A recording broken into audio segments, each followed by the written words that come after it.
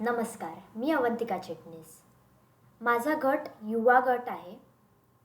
मी ठाणे शहरातून आहे आणि माझा विषय आहे, मी मतदान का करायचे?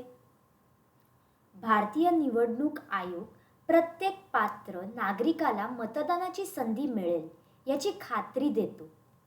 पण प्रश्न असा आहे की आपण मतदान का करावे? यामागचे तर्कशास्त्र असे आहे की एक मतदार म्हणून आपण अशा उमेदवाराची निवड करू शकतो ज्याच्यामध्ये आपला समाज, आपले राज्य आणि आपल्या देशाच्या प्रगतीसाठी पावले उचलण्याची क्षमता आहे. एक मतदार म्हणून आपण अशा उमेदवारांना सत्तेवरून खाली खेचू शकतो जे आपल्या अपेक्षेनुसार काम करत नाहीत. एक मतदार म्हणून आपण सरकाराला देशाची प्रगती आणि जगातील एकूण वाढीसाठी जबाबदार ठरवू शकतो. निवडून आलेल्या उमेदवाराने जनतेच्या कल्याणासाठी, आपल्या अधिकारांचा वापर करण्यासाठी आणि आपल्या मतदारसंघाच्या प्रगतीसाठी आवश्यक पावले उचलण्यासाठी दबाव अनुभवला पाहिजे. अन्यथा निवडणुकीच्या वेळी जनतेकडून त्याला नाकारले जाईल. आपणच बदलाचे दूत आहोत. लोकशाही हा काही प्रेक्षकांचा खेळ नाही, तर तो आपल्या सक्रिय सहभागावर आधारलेला आहे.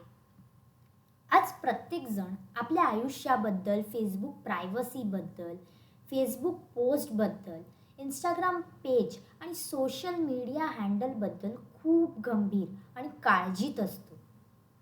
पण आपल्या मतदानाबद्दल मात्र तितका गंभीर नसतो. आज आपण स्वातंत्र्यानंतरच्या इतिहासाकडे पाहू शकतो आणि म्हणू शकतो की निवडून आलेल्या पक्षांनी देशासाठी हे केले किंवा ते केले नाही. आपण निवडून आलेल्या उमेदवारांनी सत्तेचा गैरवापर कसा केला यावरही आरोप करू शकतो. पण इथे सर्वात महत्त्वाचा मुद्दा हा आहे की त्यावेळची सरकारे लोकांद्वारेच बनवली गेली होती. लोक मोठ्या संख्येने बाहेर पडले होते की कमी यावर कधीच चर्चा होत नाही. सत्तेत चांगले किंवा वाईट उमेदवार आणण्याचा एकमेव मार्ग निवडणुकीत मतदान करणाऱ्या मतदारांच्या हातातच असतो. जर सरकाराला जनतेकडून कर, टॅक्स वसूल करण्याचा अधिकार असेल तर मतदान करणे आणि त्यांना जबाबदार धरणे हे प्रत्येक व्यक्तीचे कर्तव्य आहे. जर कोणी या निवडणुकीत सहभागी झाले नाही तर त्यांचे त्या निवडणुकीत काहीच म्हणणे नसेल आणि त्यांना पश्चातापाशिवाय सर्व काही स्वीकारावे लागेल. कारण मतदान करण्याच्या अल्प प्रमाणात असलेल्या मतदारांचाच राजकारणावर जास्त प्रभाव पडेल. भारतीय निवडणूक आयोगाने वर्षानुवर्षे निवडणुकीच्या निष्पक्ष प्रक्रियेवर कडक नियम आणि कायदे लादले आहेत आणि ते प्रक्रियेतील कोणताही गैरप्रकार टाळण्यासाठी सर्वोतपरी प्रयत्न करतात.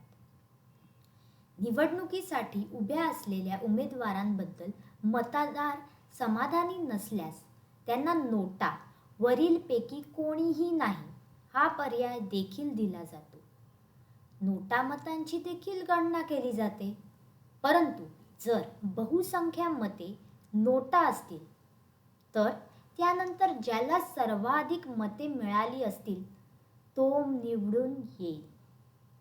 तर तुमचा उमेदवार कधीच जिंकला नाही तरी ते मतदान न करण्याचे कारण असूच शकत नाही.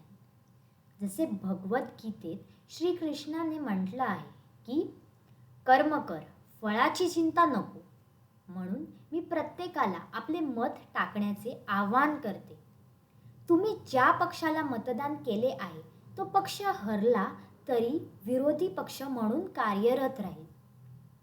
लक्षात ठेवा की विरोधी पक्षात बसलेल्या पक्षांनाही असे वाटते की त्यांचे धोरण योग्य आहे आणि ते त्यांच्या पक्षाला मिळालेल्या मतदानाची टक्केवारी किंवा त्यांच्या पक्षासाठी बदलत असलेली मतदारांची आकडेवारी पाहून हे समजू शकतात. हे अप्रत्यक्षपणे विरोधी पक्षांना मजबूत करते आणि सत्ताधारी पक्षांना एका मजबूत विरोधी पक्षासोबत समन्वय साधून देशाची धोरणे आखण्यास मदत करते. म्हणून मी तुम्हाला विनंती करते की थोडा वेळ काढा आणि भविष्यातील भारतासाठी मतदान करा. तुमचं मत, तुमची ताकद. जय हिंद.